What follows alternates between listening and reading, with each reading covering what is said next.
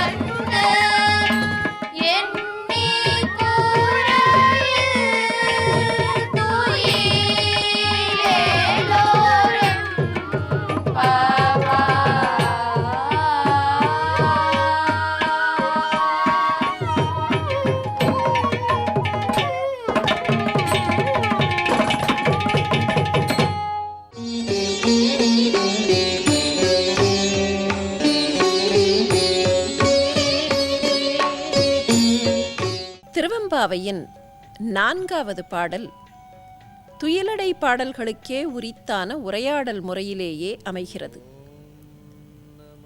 வெளியில் வந்து நிற்கக்கூடிய பெண்கள் உள்ளே இருக்கிற பெண்ணை பார்த்து சொல்கிறார்கள், ஒள் நித்தில நகையாய் இன்னும் புலர்ந்தின்றோ. அழகான புன்னகையை கொண்டவளே, நித்திலம் என்றால் முத்து, ஒளிரக்கூடிய ஒளி வீசுகிற முத்து போன்ற புன்னகையை கொண்டவளே, உனக்கு இன்னும் விடியவில்லையா? ஒருவர் உறங்கிக் கொண்டே இருந்தால் பொழுது புலர்ந்த பின்னாலும் எழுந்திருக்கவில்லை என்றால் அவரை பார்த்து அப்படித்தானே கேட்போம், உனக்கென்ன இன்னும் விடியவில்லையா? ஒள் நித்தில நகையாய் இன்னும் புலர்ந்தின்றோ.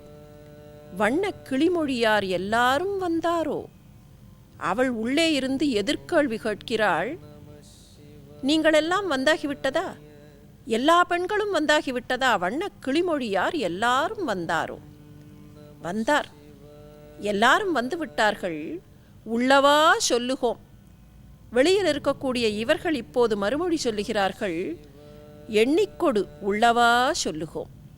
நீ வேண்டுமானால் எண்ணிக்கொள், நாங்கள் இங்கே எத்தனை பேர் வந்திருக்கிறார்கள் என்று உள்ளவாறு சொல்லுகிறோம், எண்ணிக்கொள்.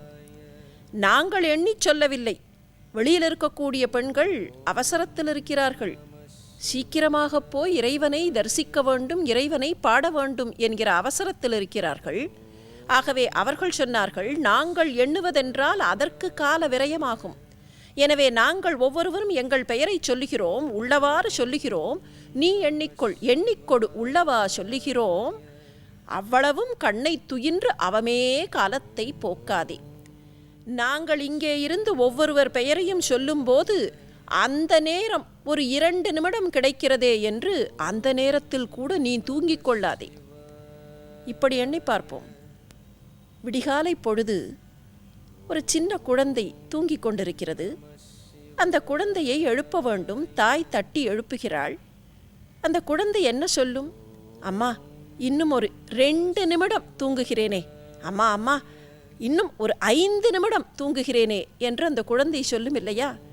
அப்படி ஒருவேளை உள்ளே இருக்கக்கூடிய அந்த இளம் கிளி சொல்லிவிடப் போகிறாளே என்று இவர்கள் எண்ணுகிறார்கள். அவ்வளவும் கண்ணை துயின்று காலத்தை போக்காதே. இங்கே இருக்கக்கூடிய 20 பெயரின் பெயர்களும் சொல்லப்படுகிற அந்த நேரத்தில் நீ தூங்கிவிடாதே. விண்ணுக்கொரு மருந்தை வேத விடுப்பொருளை கண்ணுக்கினியானை பாடி கசிந்து உள்ளம் உள் நெக்கு உருக நின்று யாமாட்டோம் நினக்கே தகும். அம்மா, நாங்கள் யாரை பாடுகிறோம் தெரியுமா? விண்ணுக்கொரு மருந்து. சாதாரணமானவர் இல்லை. சிவபெருமானுக்கே விஸ்வபேஷஜி என்று பெயர். இந்த அகிலத்திற்கு, அண்ட பகிரண்டத்திற்கு அவர்தான் மருந்தாக இருக்கக்கூடியவர். அதனாலேதான் சிவ விஸ்வபேஷஜி என்று வேதங்கள் அவரை போற்றுகின்றன. வைத்தியநாதர் என்றுதான் அவர் அழைக்கப்படுகிறார். பிறவி பிணிக்கே மருந்தாக இருக்கக்கூடியவர். வாழ்க்கையில் எந்த நோய் வந்தாலும், எந்த துன்பம் வந்தாலும் அந்த நோய்க்கும் துன்பத்திற்கும் மருந்தாக, மாமருந்தாக விளங்கக்கூடியவர். அப்படிப்பட்டவர். இந்த பூவுலகத்தில் மருந்து என்று நினைக்கிறாயா? இல்லை, விண்ணுக்கொரு மருந்து. விண்ணுலகத்தில் இருக்கக்கூடியவர்கள், 14 லோகங்களில் இருக்கக்கூடியவர்கள், யாருக்கு எந்த துன்பம் என்றாலும், எந்த நோய் என்றாலும், எத்தகைய வியாதி என்றாலும் அதற்கெல்லாம் மருந்தாக இருக்கக்கூடிய இவரை நாங்கள் பாடுகிறோம். வேத விழுப்பொருளை பாடுகிறோம். சிவபெருமானை சாமகீதன் என்று அழைப்பார் திருநாவுக்கரசர். வேதத்தினுடைய பொருள், வேதத்தினுடைய சொற்கள் அல்ல, வேதத்தினுடைய பொருளாக விளங்கக்கூடியவர். மாணிக்கவாசகப் பெருமானே தில்லை சிற்றம்பலத்தில் திருவாசகத்தை பாடி நிறைவு செய்தபோது அங்கே குழுமியிருந்த மக்களெல்லாம் கேட்டார்களாம், இந்த பாடல்களின் பொருள் என்ன என்று கேட்டபோது, பாட்டுக்கு பொருளா கேட்கிறீர்கள், வாருங்கள் என்று அழைத்து கொண்டு போன மாணிக்கவாசகர் கனக சபையிலே நின்று உள்ளே சிற்சபையில் ஆடிக்கொண்டிருக்கக்கூடிய அம்பலவாணர் உருவத்தை கைகாட்டிச் சொன்னார், அதோ அதுதான் இந்த பாடலின் பொருள். சொல்லிய பாட்டின் பொருள் உணர்ந்து என்று சொல்லுவார்களே, அப்படி பாட்டின் பொருளாக, வேதத்தின் பொருளாக விளங்கக்கூடிய அந்த சிவனாரை நாங்கள் பாடுகிறோம். வேத பொருளை பாடுகிறோம். கண்ணுக்கு இனியானை பாடுகிறோம். படிப்படியாக சிவபெருமானை இந்த பெண்கள் அடையாளம் காட்டக்கூடிய அழகு. விண்ணுக்கொரு மருந்து என்றால் சராசரியாக இருக்கக்கூடிய மனங்களுக்கு புரியாது. விண்ணுக்கு மருந்தா? ஞானிகளுக்கு வேண்டுமானால் அது புரியுமே தவிர சாதாரண மக்களுக்கு அது புரியாது. விண்ணுக்கொரு மருந்தாக இருக்கக்கூடியவர் அவர் என்ன செய்கிறார் தெரியுமா? வேத பொருளாக இருக்கிறார்.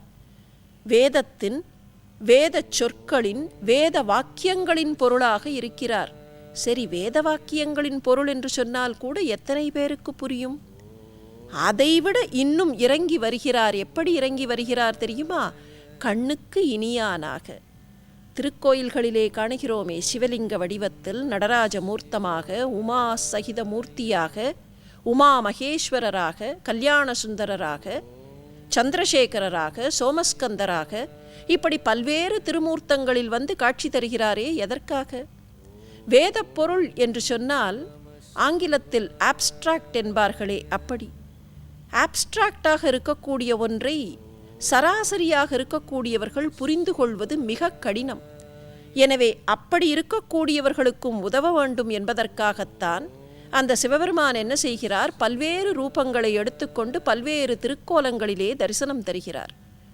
பிட்டுக்கு மண் சுமப்பதற்காக மதுரை மாநகரத்து வீதியிலே நடந்தார். பல்வேறு திருவிளையாடல்களை ஆற்றுவதற்காக ஒவ்வொரு இடத்திலேயும் போய் நின்றாரே. ஒரு பெண் தன்னுடைய கணவனுக்கு உணவு படைப்பதற்கு தேவை என்று கேட்டபோது அவளுக்கு மாங்கனியாக காட்சி கொடுத்தார். இப்படியெல்லாம் அவரவர்களுக்கு அந்தந்த நேரங்களில் எப்படியெல்லாம் தேவையோ அப்படியெல்லாம் வருகிறாரே கண்ணுக்கு இனியான். விண்ணுக்கொரு மருந்தை வேத விழுப்பொருளை கண்ணுக்கினியானை பாடி, அப்படி பாடும்போதே உள்ளம் கசிகிறது. கசிந்து கசிந்து உள் நின்று நெக்குருகிப் போகிறோம். நாங்கள் அப்படியே உருகிப் போகிறோம். அந்த இறைவன் திருநாமத்தை சொல்லும் போதே உருகிப் போகிறோமே, அப்படி உருகிப் போகிற நாங்கள் பாடும்போது உருகாமல் இன்னும் உறங்குவது உனக்கே ஆகும். எண்ணி குறையில் துயிலேலோர் எம்பாவாய். இப்போது இந்த பெண்கள் அவள் கேட்ட கேள்விக்கு விடை சொல்லுகிறார்கள். அவள் என்ன கேட்டாள்? தொடக்கத்தில் எல்லாரும் வந்து விட்டார்களா? எங்கேயாவது வெளியே கிளம்பும் போது அப்படித்தானே சொல்லுவோம், எல்லோரும் புறப்படுங்கள், கடைசியில் நான் வந்து சேர்ந்து கொள்கிறேன். அப்படி அந்த பெண் சொன்னாள். இவர்கள் சொன்னார்கள், நாங்களெல்லாம் வந்து விட்டோம், நீ தூங்கி விடாதே, வா. அப்படி சொல்லிவிட்டு யாரை பாடுகிறோம் என்று சொன்னவர்கள் கடைசியில் சொல்லுகிறார்கள், நாங்கள் பாடும்போதே உருகிப் போகிறோம், ஆனால் இன்னும் உருகாமல் எத்தனை பேர் வந்திருக்கிறார்கள் என்று நீ எண்ணுகிறாய் என்றால் வா, வந்து எண்ணிக்கொள். ஒருவேளை நீ போட்ட திட்டத்தின்படி இருக்கக்கூடியவர்கள் வரவில்லை, குறைந்ததென்றால் உள்ளே போய் தூங்கிக்கொள் போ. எண்ணி குறையில் துயிலேலோர் எம்பாவாய்.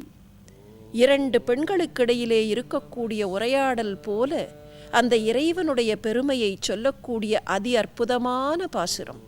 விண்ணுக்கொரு மருந்தை வேத விழுப்பொருளை கண்ணுக்கினியானை பாடி பாடி கசிந்து எம்பெருமானே உன்னை தேடி வந்தோம் என்று பெண்களாக நிற்கக்கூடிய ஜீவன்கள் சொல்லக்கூடிய பாசுரம்தான் இந்த அற்புதமான பாசுரம்.